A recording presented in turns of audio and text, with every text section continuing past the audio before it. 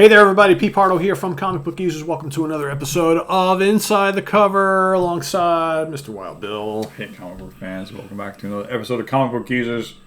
Going to go inside the cover with Spider-Man, Amazing Spider-Man issue 187, which I bought off the rack when I was a kid. This book is December 78, which means it came out in September. Yep.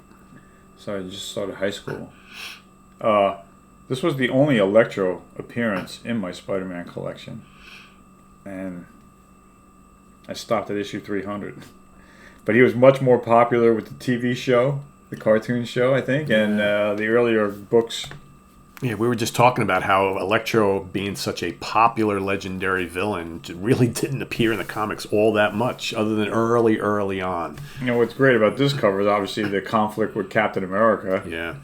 So it's like Spider-Man's evil nemesis Electro, but he's got bigger problems right now with Captain America, a former ally. Yeah. Notice the blurb, Marvel's TV sensation, which was the TV show that came out after the Hulk show, but the Spider-Man TV show was really bad. It was horrible. Yeah. Not a lot of they didn't have special effects back then. No. That hurt the show. And it didn't help that Peter Parker looked like he was about 33 years old. Yeah. He was in his 30s. Yeah.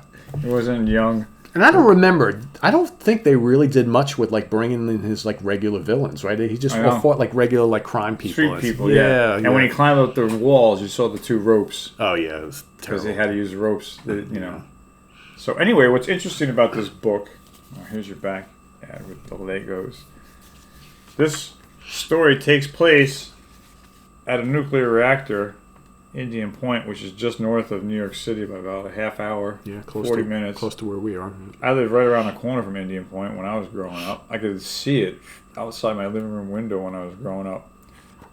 Thus, I apologize for all my radiation exposure. If there's anything I've done that you don't like, it's probably because of the radiation. Yeah, it wasn't your fault. It wasn't my fault, it was radiation. So there's a Keith Pollard cover. Yep. Right, you got Marv Wolfman and Jim Shooter. Bob McLeod and Jim Shooter is your editor. So Spidey's at Indian Point, and Jim Starlin also worked on the story as well. Yeah. And the art on the inside. So Spidey's on an assignment from J.J. Jonah Jameson. Yeah. To find out what's going on up at Indian Point. And when Spider-Man gets there, he notices that there's S.H.I.E.L.D. agents everywhere. And there was a kid that was kidnapped. So Peter Parker's trying to get the scoop. And he's lurking around in the shadows as Spider-Man. And he's noticing that all these S.H.I.E.L.D. agents are around. So he knows something's up. What could it be? And sure enough, he comes down out of the trees down on the ground, and his spider sense starts tingling, and he ducks, and it's Captain America goes flying over his head, and he's like, "Yo!" And Captain America's like, "You gotta get out of here, Spider-Man." Yeah, why are you here? Yeah, exactly. Take a hike. And Spider-Man's like, what's with the abrupt, attitude? We used to be friends. We've fought alongside each other. It's for your own good. Get out of here. So Spidey takes a punch from Captain America. Pretty good one too. He was surprised. You could tell. He's like, "Oh wow, where'd you get that?" Yeah, you get leveled. See the stars around Spider-Man's head there. Yeah. So, he basically tells him, "I can take a hint. I can tell him I'm not wanted." And meanwhile, Captain America's saying under his breath, "Yeah, it's for his own good." Yeah. Because what's going on is Electro is trying to take over the power plant. They're going to siphon all the power. Okay, but. See, there's this little kid, Electro kidnapped this kid, and he wants like a $50,000 ransom or something like that, $25,000 ransom. And the kid's, I guess, the son of a rich guy. So Captain America's there because, obviously, for the kid that's being kidnapped, but what they don't tell you is later on in the story is this kid is infected with the plague. Mm. And these were big. Milk Dud sweepstake. Great, Dr. Doom.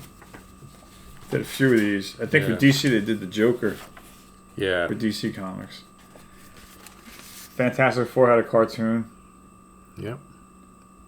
I don't remember the Godzilla cartoon. Yeah, that looks pretty I'm bad. sure you were watching that. I don't remember. I probably did. I can't imagine that I wouldn't have. I don't remember it though. Captain America breaks in to free the kid, and then he goes to grab the kidnapper, and it's Electro in a trench coat. So of course Captain America gets a shock. He kind of gets zapped here. Electro's like, aha. Yeah, you'll learn better to grab me. I always love the Electro costume, right? I do. I love everything about it. Some people don't like the hat. I love the lightning. You gotta bolt. have it. You gotta have it. It's perfect. It's cheesy, but you gotta have it. Yeah. It's definitely not aerodynamic. No. How does that stay up there? But he doesn't need to be aerodynamic because he doesn't fly. Right. So anyway, Spider-Man and Captain America teaming up. And, to help save this kid. Yeah, the ransom was $25,000. The kid's got the plague. So Electro's tapping into the power plant. Halloween, we'll show you. Yep. Dracula, right? There was one with a werewolf. Snap it to a Slim Jim. Frankenstein and the Mummy, I think they did one with the Mummy. So now Electro's going to use the kid. One more step, So he eventually works his way over to the siphon the power from the... And of course, what does it happen? It's too much for him to handle. Kaboom. He explodes. And this is why I don't think we ever saw Electro again. Up into issue 300. There's no more Electro after this issue in my collection. And I stopped at 300. So if they brought him back, and look, you got those. Who's this dude? You know that guy. Oh, Dum Dum Dugan. Yeah. Yeah, from Shield. Doc Savage, right? Wasn't he a Doc Savage guy too? No, he was. With Nick Fury. Nick Fury. No, Okay. the Howling Commandos. Yeah, he's also a member of Shield. I get him confused with the Doc Savage goons. Oh yeah, Monk Mayfair. There was a guy with a derby like that though. Yes, yeah, yes, okay. yeah, that was Ham. My mistake. Ham. Yeah, that was Ham. Comic book geezer message moment. So there you have inside the cover of Amazing Spider-Man. I would like. I think after we do this episode, cover. Yeah, it is.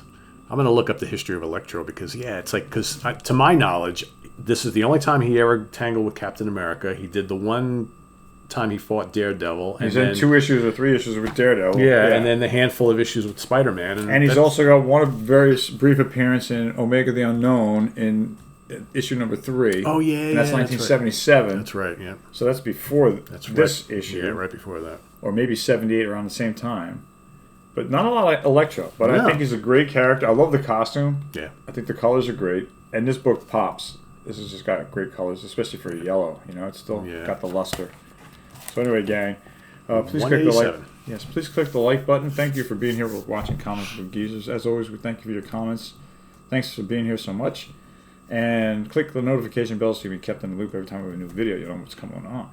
And as always, we thank you for being here. And stay tuned for more Comic Book Geezers. That's right. For Wild Bill, I'm P. Pardo. Thanks for watching, everybody. See you real soon here. Take care. Bye-bye. Bye-bye.